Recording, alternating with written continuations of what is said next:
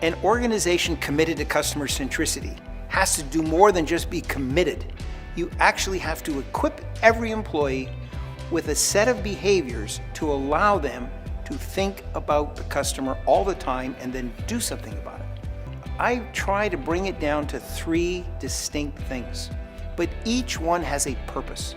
The first says, if I don't care about the customer, then all the training in the world isn't going to matter. So I need to understand, why is it important to care about the customer? What does the customer do to the business? What does the customer bring to the business? What happens if we don't care about the customer? Where will they go? So it's a mindset, it's an appreciation for the importance of the customer. And hopefully something coming from within me saying, okay, I know you're important, but I really do care. I really want you to deal with our organization. And that's kind of a mindset, that's a heart thing, and it's caring. So you've got to build that into folks and give them a chance to develop an appreciation for the customer.